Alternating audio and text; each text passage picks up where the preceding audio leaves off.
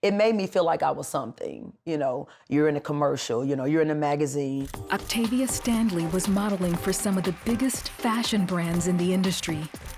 But away from the runways, lights, and cameras, she couldn't believe she was the beautiful woman others said she was.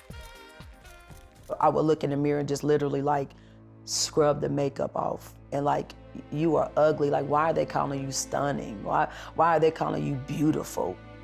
That's because Octavia carried a secret that was destroying her.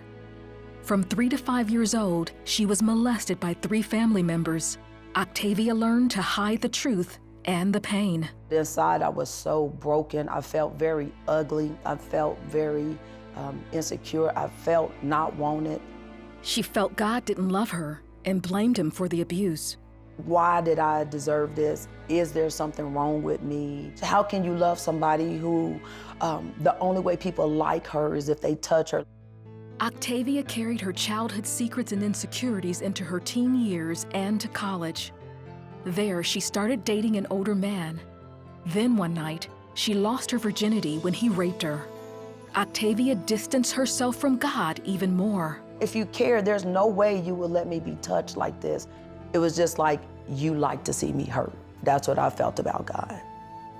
By then, she had started modeling, and she also began smoking weed, partying, and became promiscuous. If I wasn't giving myself, then I wouldn't be liked. I thought I needed touch to feel beautiful. But yet when I was touched, I would hate it. Octavia quit school and continued living that lifestyle for another 5 years. During that time, she got pregnant and had a son. Then, she met a man, they married, and had 2 children. They also went to church together. Octavia felt for the first time in her life, things were going well. My relationship with God got better. It wasn't perfect. It was just like, maybe he does hear me, Maybe I'm not horrible. But Octavia still struggled to trust God's love for her. And when the marriage ended in divorce, she again blamed him for the pain in her life. When I looked at my kid, I was like, he loves me. But then the mirror would make me be like, he doesn't, because now I wouldn't have gone through this divorce.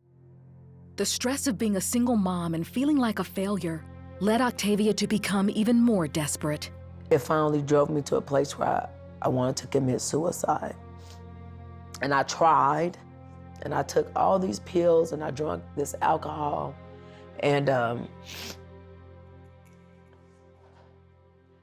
just woke up with a headache because God didn't want me to go anywhere. It wasn't my time. Octavia realized she needed to take care of her children. She continued modeling and started working as an EMT. She also hoped to recapture the feeling she had when she was married. It was during this time she started dating a man she called DJ, even after he told her about his troubled past. He admitted to me that he had been in prison before, but it was a false charge. I kind of pushed the foreboding away, and the desire to just want to be with somebody, came back. But soon, it became clear he was more interested in sex than marriage. Octavia gave in to his sexual advances out of fear of losing him. She also stopped going to church. A few months later, Octavia knew her life needed to change.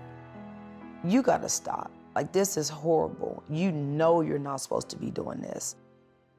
2 weeks later, she went to a Friday night church service. And I was telling God, I'm sorry for all that I did. And it wasn't just, I'm sorry.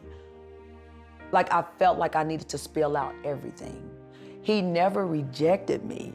I rejected him, thinking that he rejected me. But this was the first time that I received his love and his forgiveness. So for me, that was my very first salvation moment. It was life-changing to me because I didn't feel unworthy no more. Like, it was like a glimmer of hope now. Like, I have hope for my life. I have hope for my future. Like, he's not distant. He really is near. And I walked away with that, just knowing I was loved. And the main thing, I knew I was forgiven. A couple of days later, her boyfriend came over wanting sex. She said no. And I said, I'm so sorry. And he began to step back. And all the while I'm praying, God, just let him walk out. And I shut the door. I knew God had spared me from something. Over the next year, Octavia started healing from her past and learning to trust God. Then one day, she realized just how much God had done for her. Through the news, Octavia found out that DJ, her old boyfriend, had been arrested for raping one woman and murdering 3 others. One he killed not long after Octavia told him to leave. Jones pleaded guilty and was given a life sentence with no possibility of parole. And I just began to cry out to God and tell him, thank you. I said, thank you, because that could have been me. Octavia was finally able to trust God and believe him when he calls her beautiful. I see a woman who has a destiny. I see that I'm not my past. I'm not my multiple relationships. I'm not the weed smoker. I'm not the seductress. I'm not the manipulator. I'm not the liar. I am a woman of God who found that her God is real. Octavia went back to college and graduated.